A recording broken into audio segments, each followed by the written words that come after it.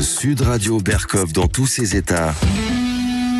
Le face-à-face. 13h05 sur Sud Radio, l'heure pour nous de vous présenter ce face-à-face. André Berkov qui reçoit deux invités aujourd'hui. Daniel Salvatore Schiffer, auteur de ce livre Rockisme contre Wokisme aux éditions Éric Bonnier. Et Randy Yalog, avocat franco-américain et président des Républicains Overseas en France et à l'international. Bonjour à tous les deux. Alors je suis content de recevoir deux personnes qui ont la double nationalité. On parlait de la double nationalité.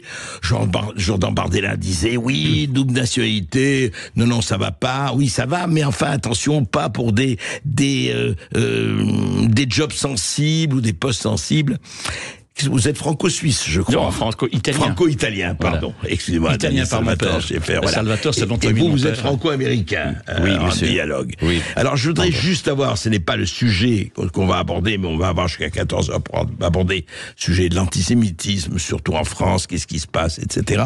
Mais je crois que Daniel Salvatore, vous vouliez dire quelque chose là-dessus. Oui, mon nom est Daniel Salvatore Schiffer. Daniel, c'est mon prénom. Salvatore, c'est le nom de famille de mon père. Pas plus italien que ça. Schiffer, c'est le nom de famille de ma mère. J'ai les deux noms de famille officiellement sur mon passeport. Alors voilà, je suis binational. Mais à 6 ans, quand je savais à peine lire, je lisais les grands classiques français, pas les grands classiques italiens. Je lisais Chateaubriand, Balzac, Flaubert, etc., Baudelaire. J'étais professeur pendant 10 ans, entre les années 80 et 90, au Centre culturel français de Milan, en Italie, où j'habitais. J'étais professeur de littérature française et de civilisation moderne française, au Centre culturel français de Milan, payé par le gouvernement français, dans le cadre des cours de l'Université de Grenoble. Il n'y a pas plus français, par culture, par esprit, par philosophie, que moi. Tous mes grands amis, meilleurs amis, sont à Paris. Luc Ferry, Pascal Bruckner, tous les grands philosophes. Non, mais c'est-à-dire que vous dites, ce n'est pas parce que je suis franco-italien que je serai moins français. Ben voilà, c'est pas pour ça que je pourrais pas occuper une place importante comme conseiller. Je ne dis pas, je dis ça comme ça.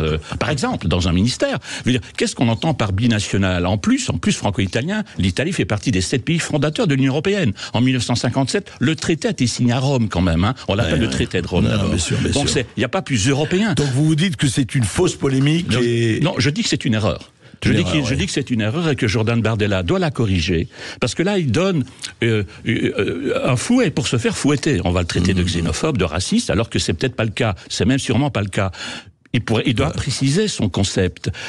Il doit préciser. Binational, qu'est-ce que ça veut dire ? Il y a des binationaux européens et des binationaux au sein de l'Union européenne. C'est pas pareil. Non, mais on peut être binational de partout. De partout, de toute façon. C'est que ça en fait un traître en puissance. Non, c'est parce qu'il parlait, bien sûr, mais c'est parce qu'il parlait des postes délicats, des postes sensibles, comme la défense ou bien le ministère de l'Intérieur. Voilà. Mais donc, il doit préciser sa pensée. C'est essentiel. D'accord. Je voudrais un dialogue. Qu'en pensez-vous ? Je suis assez d'accord avec les derniers commentaires de votre invité, que je pense que les questions de double nationalité est surtout important pour les postes clés et stratégiques, ministère de la Défense, directeur des agences des renseignements, ministère aux Affaires étrangères. Ceux-là sont des postes très importants. En tant que conseiller, c'est différent. Je crois qu'il faut bien souligner et indiquer quels sont les postes concernés. Je peux comprendre être même un binational parce qu'il y a toujours de l'espionnage, même entre amis, c'est connu entre les pays. Donc même entre pays amis, même au sein de l'Union européenne. Oui, mais vous savez très bien que vous êtes français, et y compris français de souche, que français, et être un espion étranger. On en connaît, hein. On a russe ou américain ou autre. Oui, je comprends, mais je peux tout à fait respecter, comprendre ce souci, et je pense que pour moi, et étant de deux pays, je pense que c'est légitime et je pense que l'inquiétude est là et que je peux le respecter. C'est ça ce que je veux dire. Je vais aller plus loin. Il y a des Français qui ne sont absolument pas français de culture et qui sont uniquement français sur le papier. Oui, voilà. C'est autre chose. Oui, non, mais c'est parce que je réponds à monsieur lorsqu'il parle des postes sensibles. On peut très bien être français et en même temps avoir une sensibilité pour un pays ennemi de la France. Ça existe aussi. Ça existe. Donc voilà. C'est encore ça on l'a vu et d'ailleurs c'est vrai dans l'histoire. Non, mais je voudrais revenir à notre sujet parce que il y a beaucoup à dire. Alors deux choses. D'abord, vous, Daniel Salvatore Schiffer, vous avez écrit, on connaît le dernier, je vous avais reçu pour ça avec plaisir, rockisme contre wokisme. Exact. Et puis, vous avez écrit L'humain au centre du monde avec un certain nombre d'intellectuels et vous avez écrit et rédigé une pétition, on va en parler, qui a été signée par plus de 30 intellectuels, universitaires et autres, qui est parue. On va en parler et vous, en dialogue, vous organisez demain, effectivement, un colloque qui s'appelle Vote juif et Rassemblement national. Donc, point encore interrogation. Oui, c'est une grande question. Oui, vous pouvez mettre un point d'exclamation aussi, mais enfin, très bien. Vaste question. Alors, juste rapidement pour exposer, Daniel Salvatore-Schiffer, oui, votre très rapidement, le sujet de cette pétition, c'est quoi? Alors, c'est un appel des intellectuels de l'arc républicain, de gauche comme de droite, de l'arc républicain. Ouais. J'insiste. Contre l'antisémitisme, c'est-à-dire contre le nouveau Front populaire, ou plus précisément encore, contre parce que le LFI. nouveau Front populaire, c'est... Au sein du nouveau Front populaire, des partis comme la France Insoumise, ou le nouveau parti anticapitaliste, qui ont eu des propos absolument inacceptables, surtout depuis le 7 octobre, le pogrom du Hamas, les terroristes du Hamas contre les Juifs d'Israël, qui justifient, en tout cas qui ne condamnent pas ouvertement cet abominable massacre. Que des gens qui viennent de la gauche et de la gauche républicaine, ce qu'on appelle des sociodémocrates, dont je fais partie au départ, puissent s'allier, se compromettre, collaborer, j'emploie le mot collaborer à dessein, avec des antisémites notoires. Quand Rima Hassan dit par exemple que la création d'Israël est une monstruosité, je la cite, ou quand Jean-Luc Mélenchon ou Émeric Caron ont des propos absolument inacceptables parce qu'ils cautionnent, en tout cas ils justifient le Hamas et le pogrom du 7 octobre en disant que c'est un mouvement de résistance contre l'occupation israélienne, un mouvement de résistance palestinienne contre l'occupation israélienne, c'est inacceptable. Je suis pour la création d'un État palestinien. J'ai toujours été pour la création d'un État palestinien démocratique, vivant côte à côte dans une paix juste et durable, comme dit le jargon politique et diplomatique, aux côtés d'Israël. Mais pas la destruction d'Israël. Pas l'approbation de ce que fait le Hamas et les extrémistes islamistes. Juste un mot, justement, Daniel Salvatore-Schiffer. Au sein de la République, de la France insoumise, oui. Vous savez très bien qu'il y a aussi des gens qui ne sont pas antisémites. Ils ne sont pas, même, je ne parle pas évidemment, même au sein de LFI, est-ce qu'ils sont tous antisémites parce qu'ils acceptent les propos de certains que vous avez cités? Non, mais alors ils doivent le dire. Ils doivent avoir le courage d'obéir et de répondre à leur conscience. La conscience qui défend des valeurs morales, des principes universels, qui sont la tolérance, l'égalité, la fraternité, la liberté, comme le dit le slogan, la devise de notre chère République française. Ils doivent le dire. Et quand des gens qui viennent du Parti socialiste, comme Raphaël Glucksmann, dont j'ai connu le père très très bien, André Glucksmann, qui était un ami, ou bien Olivier Faure, ou François Hollande, que je connais un peu, et à qui j'ai écrit pour dire ma désapprobation de cette alliance. Bien sûr. Eh bien, non, ça c'est inacceptable. On ne peut pas accepter ce genre de compromission. Je dis compromission, je ne dis pas compromis. S'il y a quelqu'un qui est pour le compromis politique et diplomatique et moral, c'est bien moi. Mais là, il s'agit d'une compromission. L'antisémitisme aujourd'hui en France et en général est un point essentiel, focal, précis. Oui, mais alors justement, eux vous disent, enfin je ne vais pas me faire leurs avocats, mais eux vous disent, attendez, le Rassemblement national aussi, vous semblez ne pas voir que c'est aussi porteur d'idées fascistes, d'idées, enfin on sait très bien d'où c'est sorti, d'après eux toujours, et donc c'est le problème, où est l'adversaire principal? Est-ce que c'est le Rassemblement national et le danger, ou est-ce que c'est le nouveau Front populaire? Randy, alors vous faites un colloque, vous faites un colloque avec un certain nombre aussi d'intellectuels, d'universitaires, etc. Sur, alors la question, vous dites, vote juif et Rassemblement national avec un point d'interrogation. Qu'est-ce que ça veut dire? Il y a un vote juif? Le vote juif, c'est un grand point. Je pense qu'aujourd'hui, vous connaissez l'expression yiddish, on dit, pour un juif, il y a 1000 avis. Bien sûr. Et donc, ça veut dire que parmi tous les juifs, il y avait de toutes les tendances politiques, à gauche, centre et à droite. Aujourd'hui, suite à la politique de l'extrême gauche et aussi le laxisme du Macron et son parti, ils ont poussé les Français juifs vers les RN quelque part. Et c'est quelque part, qu'est-ce qui leur laisse un choix quelque part? Et c'est ça la grande question qui se pose aujourd'hui. Est-ce que c'est une question des circonstances aujourd'hui qui je dirais pas qu'il y a un vote juif qui se coordonne, mais individuellement, est-ce que les juifs de France se trouvent dans une situation qu'ils n'auront pas d'autre choix politique sauf voter RN et poser toutes les questions qui sont nécessaires. Et il faut oser avoir ce débat. J'aurais bien voulu que les institutions juives, les CRIF et les autres ouvre le débat sur cette question au lieu de juste critiquer. On les entend pas. On les entend pas, mais c'est Juvin, important. ouais. Moi, en tant que représentant des républicains américains, on a eu ces débats aux États-Unis sur, à l'époque de M. Trump, il était accusé d'être raciste, antisémite, et les Juifs aussi avaient aussi cette interrogation en 2016 quand il était voté. Ensuite, vous avez vu sa politique envers Israël et les Juifs.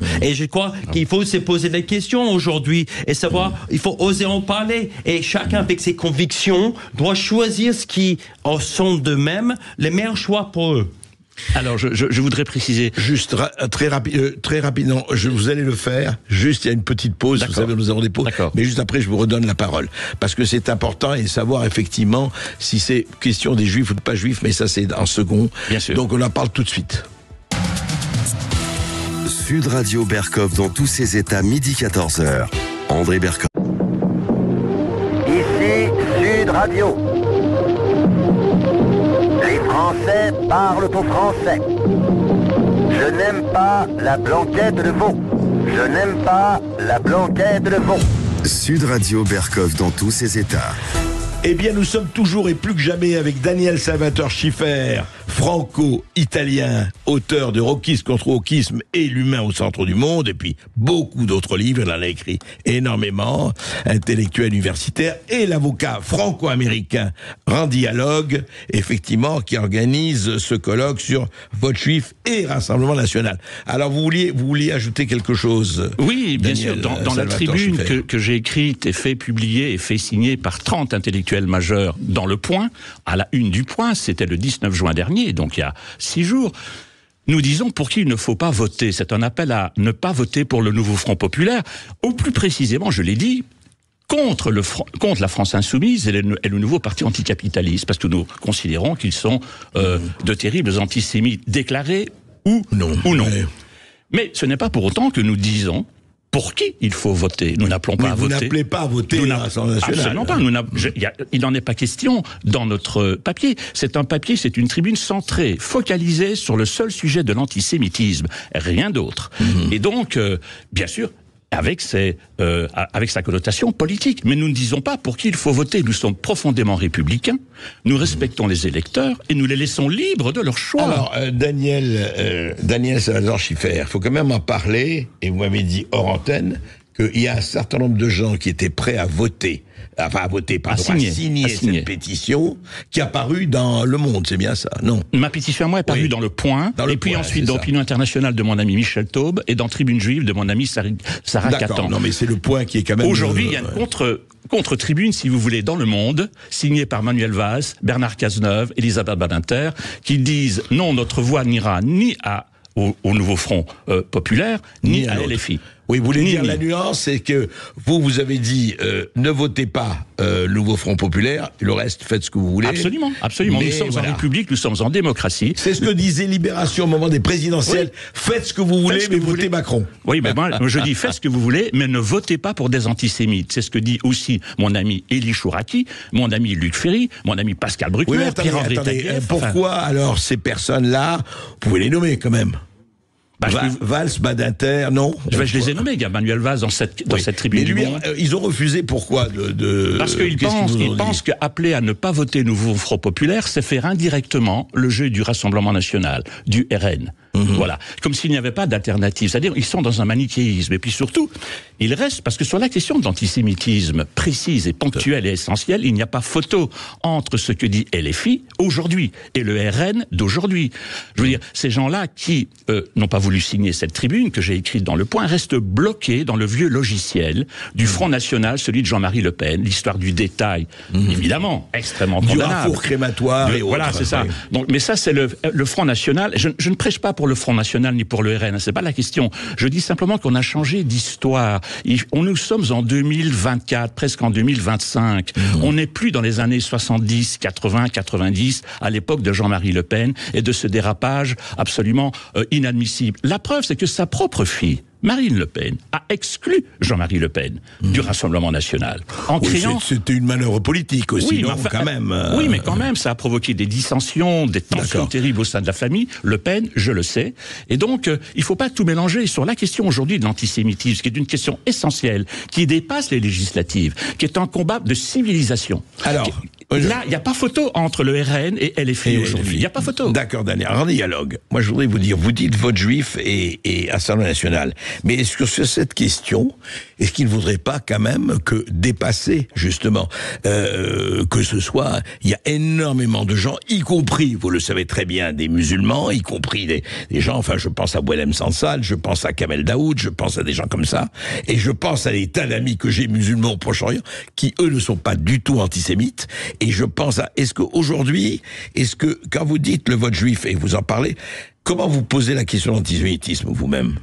Moi, je pose la question que j'ai deux points de vue sur la politique. Soit on partage des points de vue, soit on fait des alliances d'opportunités éventuelles, ou on fait des choix pragmatiques. Même si on n'aime pas, éventuellement une partie dans une certaine phase transitionnelle de notre vie, est plus sûr pour nous en tant que protection de la population juive qu'un autre parti politique.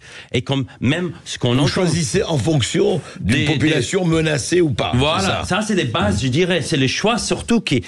Vous savez, dans les dîners entre familles juives, aujourd'hui on parle pas de politique, on parle qu'est-ce qu'on va faire. Et si demain il y a un problème et on n'est plus en sécurité, où on va partir, c'est ça les échanges pendant les dîners. Vous pensez vraiment que c'est ça aujourd'hui, c'est à ce point oui, chez les juifs français? Ouais. Moi, je suis d'origine des confessions juives et c'est ces discussions qu'on a depuis des mois, depuis les 7 octobre, qu'on a à nos dîners, qu'on est entre amis juifs et qu'on discute. Et même avec des non-juifs, des chrétiens nous posent la même question. Qu'est-ce que je peux faire si demain c'est quelque chose arrive? Ils me demandent notre avis, ils me demandent mon avis. Et c'est compliqué. Ils me demandent est-ce que c'est mieux... Vous voulez dire si ça arrive pour les chrétiens, etc. Oui, etc. ils me posent la même question. Parce que ils me demandent en tant que... aussi américain et aussi en tant que Français, parce qu'on est confronté à cette situation. Et comment les voir aux États-Unis et comment on peut leur percevoir. Et aussi, je pense qu'aussi, il faut se mettre aussi dans un contexte un peu historique. On oublie les nouveaux fronts populaires essaient de critiquer les RN d'aujourd'hui en disant ils sont attachés leur histoire à Vichy, mais qui a voté le Front populaire à l'époque? Les communistes, c'est eux qui ont voté en faveur du régime Vichy au moment qu'il a pris le pouvoir. Les communistes de l'époque, et ils ont écarté Léon Blum à cette époque. S'il faut appeler les choses. Et même les nazis ont dit à l'époque que les gauches françaises étaient plus en faveur des nazis que les régimes fascistes de Vichy à l'époque. C'est plus compliqué que ça. C'est plus compliqué oui, que ça. Mais il y a des écrits qui existent. Et ça, on en parlera demain. Si je peux me permettre, cher André Berkoff, dans la tribune que j'ai publiée, qui est écrite et publiée dans Le Point, avec ces 30 intellectuels majeurs, même 33, il y a des musulmans d'origine. Il y a des gens qui viennent des pays arabes. Il y a mon très cher ami fraternel, Boualem Sansal, qui a signé. Par exemple. Dans le livre que vous avez... Et aussi Jean-Claude Zilberstein, qui, lui... et de confession juive. Voilà, nous sommes pour la tolérance et pour le multiculturalisme. Et dans mon livre, L'humain au centre du monde, que vous avez eu la gentillesse de citer, sous-titre « Pour un humanisme des temps présents et à venir », il y a Tahar Ben-Jelloun, prix Goncourt, il y a Boualem Sansal, il y a Arnaud Klarsfeld, il y a Zilberstein, il y a Luc Ferry, il y a des gens qui sont laïcs, profondément républicains, profondément tolérants, et qui sont vraiment d'authentiques esprits et intellectuel démocrate. Maintenant, pour la question de Léon Blum, qui a fondé en 1935 déjà, avant 1936 jusqu'en 1938, le Front populaire, il ne faut pas oublier que Léon Blum, dès les années 1920-1925, était pour la création de l'État d'Israël. Il était profondément sioniste, avant même qu'il ne soit déporté par Vichy à Buchenwald. Il était une des grandes consciences juives de son temps, Léon Blum. Léon Blum était l'ami intime de Chaim Weizmann, qui a été le premier président israélien en 1949, avec comme Premier ministre David Ben-Gurion en personne. Je veux dire, Léon Blum était un grand sioniste, un grand défenseur d'Israël. Vous voulez dire, vous comprenez pas pourquoi aujourd'hui les socialistes... Non, je veux dire que le nouveau Front populaire est une imposture, une arnaque politico-idéologique. Ils reprennent le nom d'un mouvement créé par Blum, alors que Blum était sioniste et que ces gens du nouveau Front populaire, comme LFI ou le NPA, eux sont des antisémites. En tout cas, en grande majorité. Vous voyez la contradiction, l'opportunisme et la malhonnêteté intellectuelle. Savent-ils, ces gens de LFI? C'est-il Émeric Caron ou Mélenchon Rima Hassan, que ce cher Léon Blum était une des grandes consciences juives de son temps et profondément sioniste, ami intime du premier président. En fait, il s'en fiche, c'est pas un problème. Ou bien l'ignorante Mathilde Panot, qui ne connaît même pas l'histoire du Front Populaire. On en a parlé hier. Ou qui ne sait pas qui était Léon Blum. Enfin, je veux dire, est-ce que ces gens-là connaissent l'histoire du vrai, du beau Front Populaire, pour lequel j'ai la plus grande estime et admiration? En dialogue. Yaloz, pardon. Non, il n'y a pas de souci. Parce que je pensais à dialogue. Non, voilà, mais c'est bien, il faut le dialogue.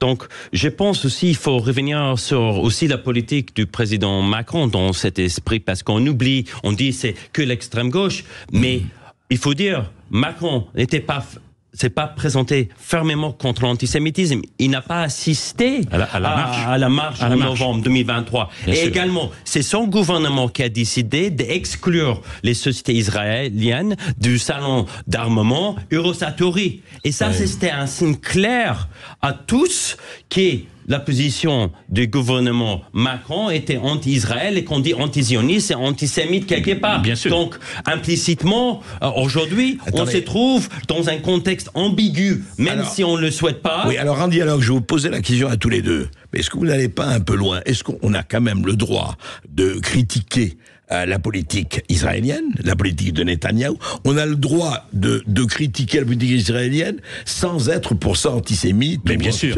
Écoutez, on a le droit de dire que Netanyahou a déconné complètement. Écoutez, j'ai publié il y a pas longtemps, il y a quelques semaines, une lettre ouverte, pas n'importe quoi. Et pas n'importe qui, au Premier ministre d'Israël, Benjamin Netanyahou. Cette lettre ouverte a été publiée dans le JDD, le journal du dimanche, où je lui disais: pitié pour les Palestiniens innocents. Si vous continuez comme cela, Monsieur le Premier ministre, je l'ai rencontré à Tel Aviv et à Jérusalem, Netanyahou, lorsqu'il était ministre des Affaires étrangères d'Yitzhak Shamir, je l'ai rencontré à l'hôtel à l'hôtel David, et j'ai été reçu à la Knesset. Et je suis allé avec lui à Yad Vashem. Je le connais, Netanyahou. Je lui ai dit: Monsieur le Premier ministre, vous allez finir au tribunal pénal international pour crimes de guerre et crimes contre l'humanité. Je vous mets en garde, je le lui ai dit, c'est textuel écrit noir sur blanc dans ma lettre ouverte dans le JDD, qui a été reprise aussi par Opinion Internationale toujours, et par d'autres journaux, y compris en dehors de la France. Donc, il n'y a pas photo là. Je suis profondément pour l'État d'Israël et pour un État palestinien, et je condamne les exactions de l'État d'Israël aujourd'hui et de l'armée israélienne. Bien sûr, ça ne fait pas l'ombre d'un doute. Le problème, c'est que les gens de LFI ne s'opposent pas seulement à la politique israélienne de Netanyahou, ils s'opposent à l'État d'Israël. Et sur la photo de cette région du Proche et Moyen-Orient, eh bien, Israël a disparu. C'est-à-dire qu'ils reprennent cette charte, la charte the river to the sea, de la rivière, du fleuve à la mer. C'est-à-dire qu'ils veulent la destruction d'Israël. Là, ce n'est pas seulement de l'antisémitisme, c'est de l'antisionisme, c'est de l'anti-Israël. C'est une double erreur. C'est une double erreur politique, morale, intellectuelle. On va en parler, on va continuer à en parler après cette petite pause avec Randy Yaloz et avec Daniel Salvatore Schiffer. Effectivement, vous savez, comme disait quelqu'un, terre promise, si difficilement tenue. Le pays de Canaan. Et cette merveilleuse chose que je dis avant, quand Tristan Bérard, vous savez, juif français, a été arrêté, il dit: on nous traite de peuple élu, mais nous sommes en ballottage. Voilà. Bravo. Sud Radio Berkov dans tous ses états, midi 14h. André Berkov. Ici Sud Radio. Les Français parlent au français. Les carottes sont cuites. Les carottes sont cuites. Sud Radio Berkov dans tous ses états. Et c'est très bien. On est toujours avec Randy Yaloz, avocat franco-américain, et Daniel Salvatore Schiffer, écrivain, essayiste, et qui vient de rédiger cette pétition dont nous parlons depuis quelque temps, et vous-même, donc, ce vote juif Rassemblement National. Et ce qui est intéressant quand même, Randy Yaloz, c'est au fond, il y a un mélange, mais c'est un mélange évidemment nécessaire. Il y a les stratégies politiques, Et puis enfin, il faut le dire, y compris Israël et tout le monde, une nation n'a pas des amis, une nation a des intérêts. De Gaulle l'avait dit, et c'est très vrai. On voit très bien, peut y avoir changement d'ailleurs demain, que ce soit Israël et autres, peut y avoir changement de politique par rapport à tel, si je suis dans tel ou tel voilà. Je veux dire, moi, c'est très frappant parce qu'on parle du pacte germano-soviétique, on a parlé.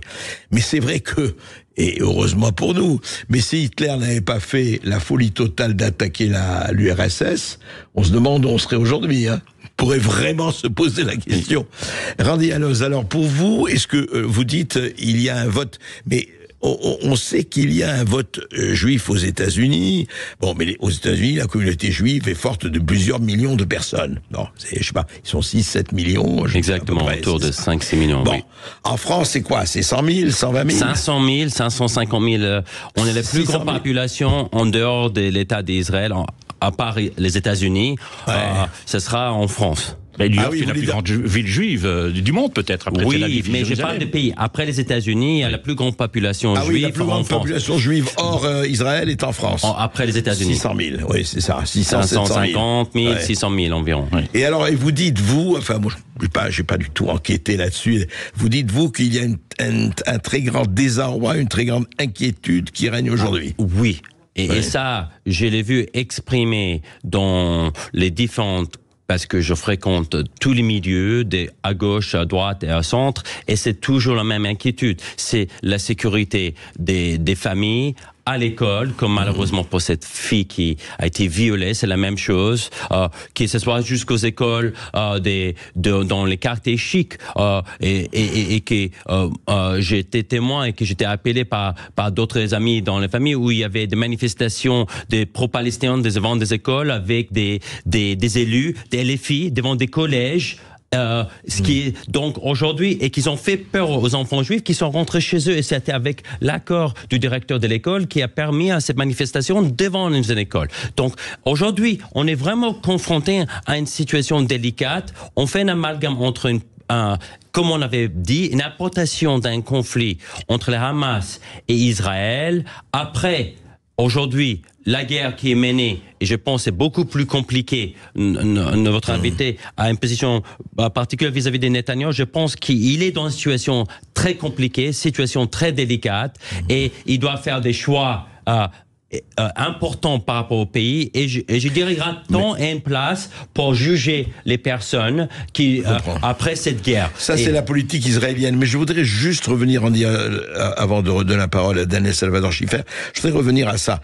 Vous rencontrez des juifs, vous rencontrez des non-juifs ici en France. Oui, bien sûr. Vous avez beaucoup qui sont...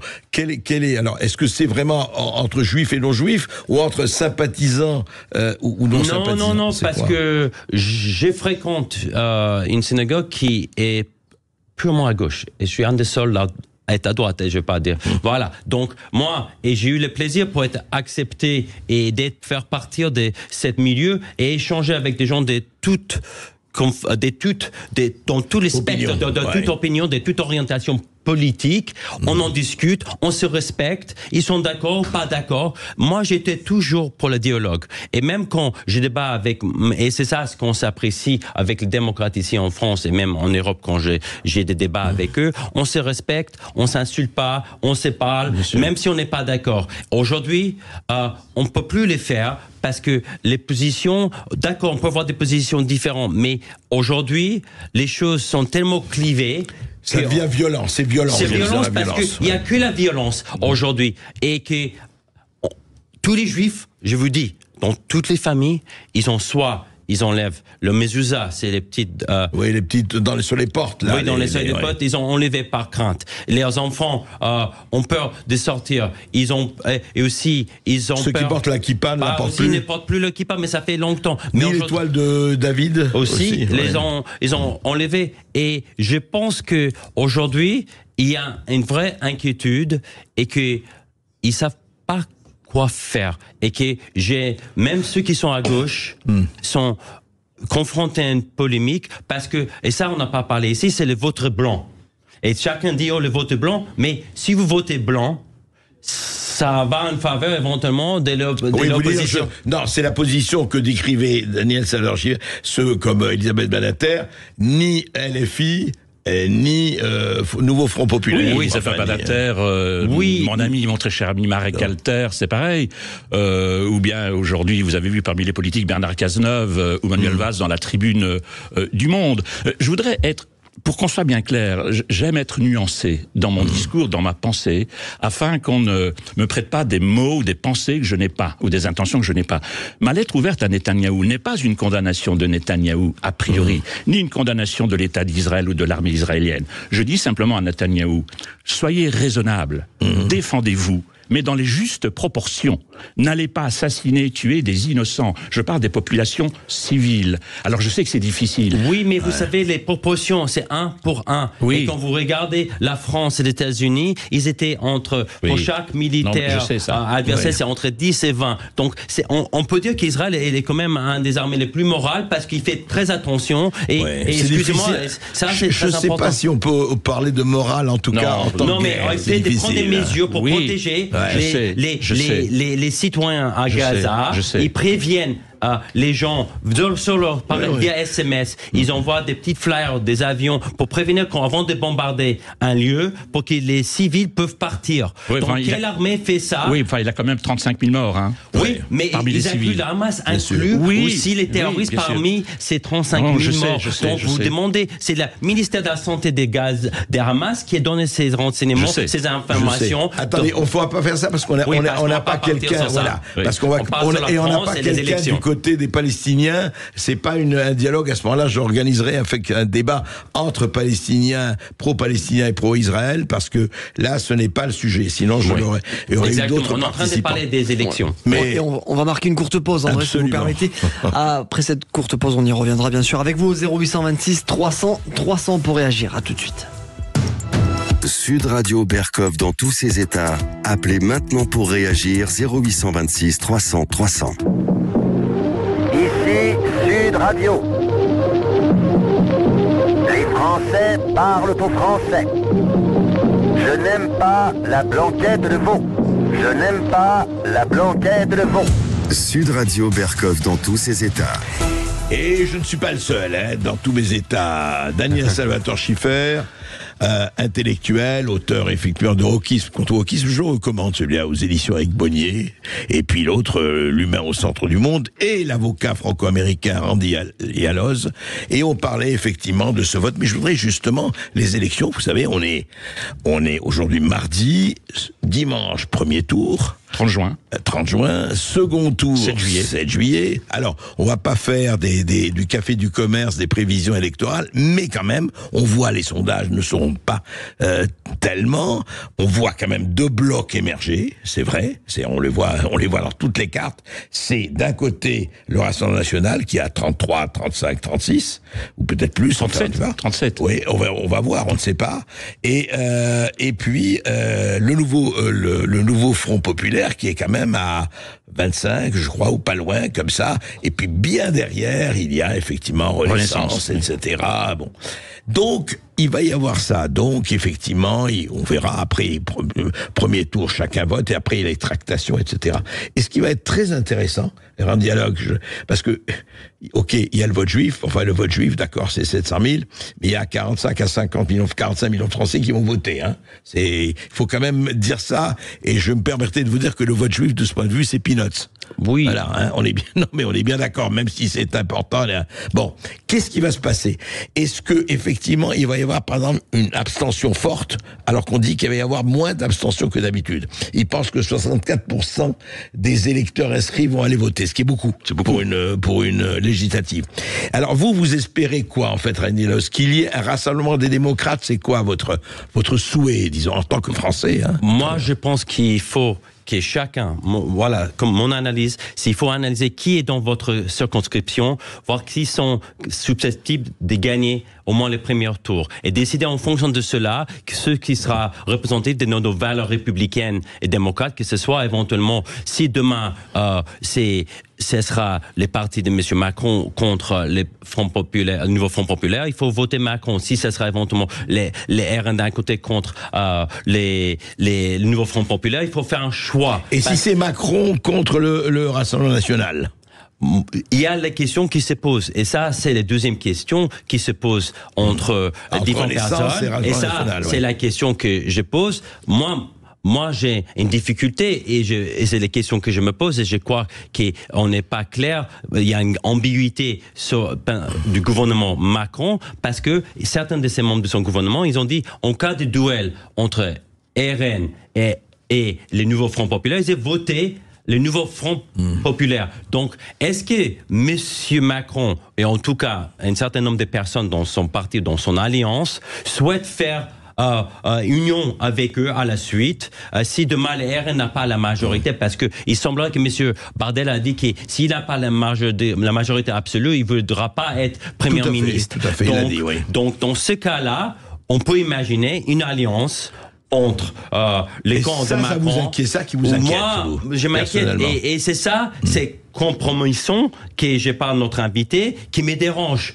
Parce que, comment ça va se passer? Parce que l'effet qu'il y a une exclusion totale du côté de Macron, il joue pas sur les deux côtés, je pense, ici, il peut pas être pragmatique, c'est un vrai souci. Je dis pas l'un ou l'autre, il a pris déjà position et déjà, on voit que son gouvernement a pris position contre les RN. Je connais certains membres des RN qui m'ont dit que même à Saint-Pierre-et-Miquelon, vous connaissez les députés européennes, Patricia Shannon, elle était exclue d'une église par le préfet de Pierre-Saint-Miquelon, et elle a écrit, elle a mis ça sur son réseau, j'ai suivi, et que le préfet, sa femme, l'a fait exclure de l'église sur place. Est-ce que c'est quelqu'un qui, les femmes du préfet, se permet de faire ça? Il y a un devoir de réserve. Comment un préfet... Mais moi, je vais essayer d'expliquer ça. C'est aujourd'hui, est-ce qu'au sein du gouvernement Macron, il y a quand même une ambiguïté vis-à-vis c'est votre interrogation. Non, mais moi, je pense qu'il y a une erreur absolument fondamentale